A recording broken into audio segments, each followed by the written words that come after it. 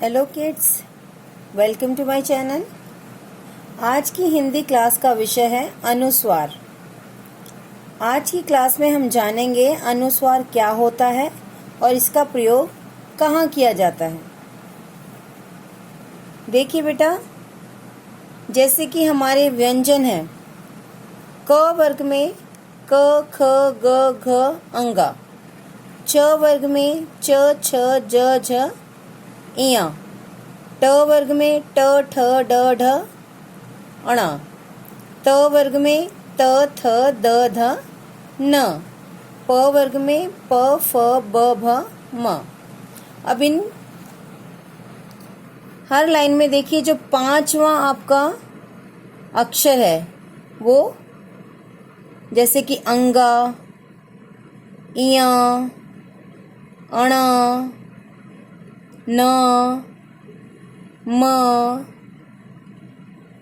इन सभी पांचवें जो अक्षर हैं इनकी ध्वनि नाक से उत्पन्न हो रही है। आप बोल के देखिए, अंग, इय, अण, न, म, इनकी ध्वनि नाक से उत्पन्न हो रही है, इसलिए इन्हें नासिक की ध्वनि भी कहा जाता है।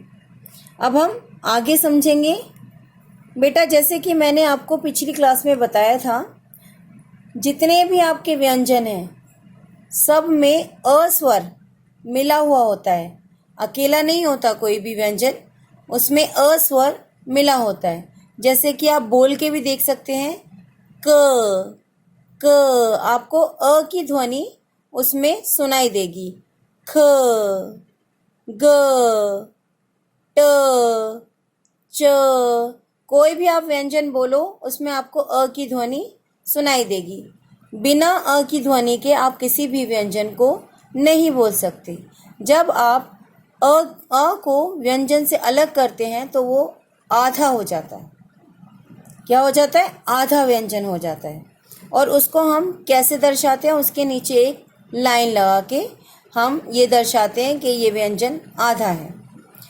अब हम समझेंगे जो हमारे पांचवें अक्षर जो मैंने बताया वो पंचमाक्षर भी कहा जाता है।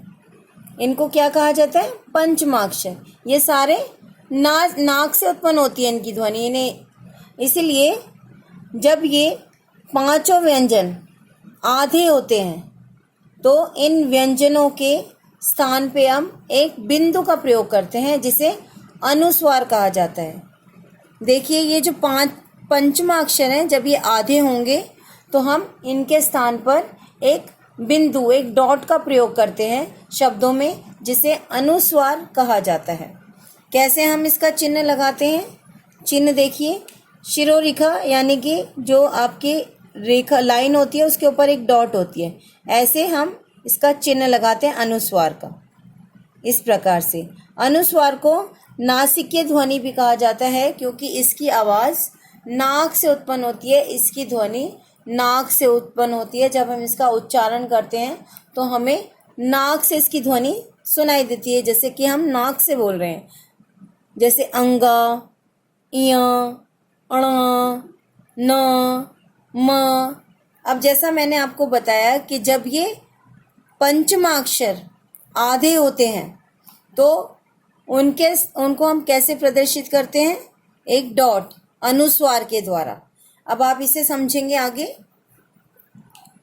जैसे हम पहले समझेंगे अंगा, जैसे कि ग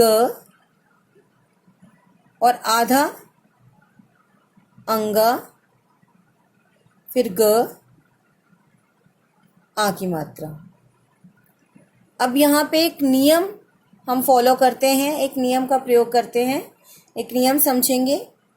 अंगा के बाद जो हमारा व्यंजन है वो उसी की लाइन का, पंचमा अक्षर के उसी लाइन का अगर कोई हमारा अक्षर है तो वो अंगा डॉट में बदल जाएगा, डॉट के रूप में लिखेंगे ऊपर, लेकिन उसकी ध्वनि अंगा की होगी। जैसे कि गंगा बोलेंगे तो अंगा की ध्वनि होगी, लेकिन डॉट बन जाएगी उसी की लाइन में।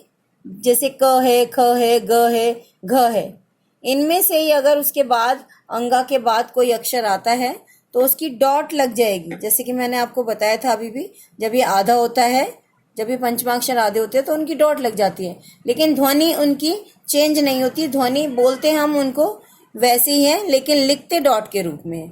अब अगला देखिए आप, इया, जैसे कि शब्द के रूप में समझेंगे, म और आधा इया, फिर च। अब हम इसे इया को, इया के बाद क्या है हमारा च, च, इया की ही लाइन का च छ ज झ, इया की लाइन का है च। तो देखिए हमने आधा है इसलिए इसको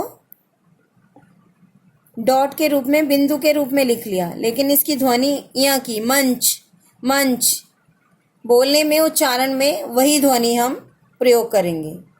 अब अगला हमारा है अणा। अणा जब आधा होता है उसका शब्द हम देखते हैं, जैसे कि ख, आधा ण और ड।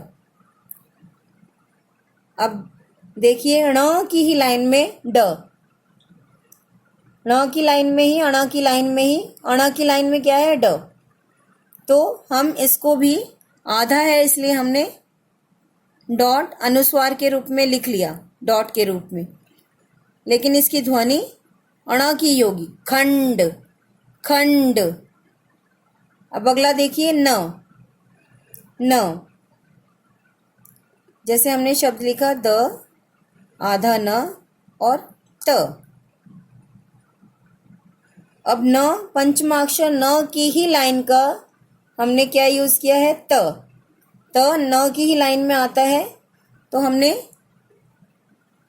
यहाँ पे डॉट का तो यूज किया, लेकिन इसका उच्चारण कैसे होगा, न, न, दंत, दंत। ठीक है। अब म को देखेंगे हम, इसी नियम के अनुसार म का भी हम शब्द देख लेंगे, च, आधा म, प और क। तो पंचमा अक्षर, जो पांचवा अक्षर हमारा म है, आधा है, और उसके बाद है प, प उसी की ही लाइन का है, इसीलिए हमने उसका उच्चारण म के रूप में ही किया, लेकिन हमने, क्योंकि ये म आधा है, इसकी पंचमा अक्षर है, आधा है, तो यहाँ डॉट लगाई, लेकिन हम इसे बोलेंगे म के रूप में, क्योंकि इसी की लाइन का हमने प, पंचमा अक्षर की लाइन का प इसके बाद यूज किया है। तो इसको हम कैसे पढ़ेंगे, चंपक, चंपक। अब इससे संबंधित कुछ शब्दों को हम जानेंगे, अनुस्वार के कुछ शब्द हम पढ़ेंगे। रंग, पंख, शंख, संत, संग, पतंग, चंदा, झंडा, मंगल, पंजाब। उम्मीद है आप समझ गए होंगे अनुस्वार का हम कहाँ कहाँ प्रयोग करते हैं। मिलते हैं अगली क्लास में, अभ्यास कीजिए बेटा। Bye kids.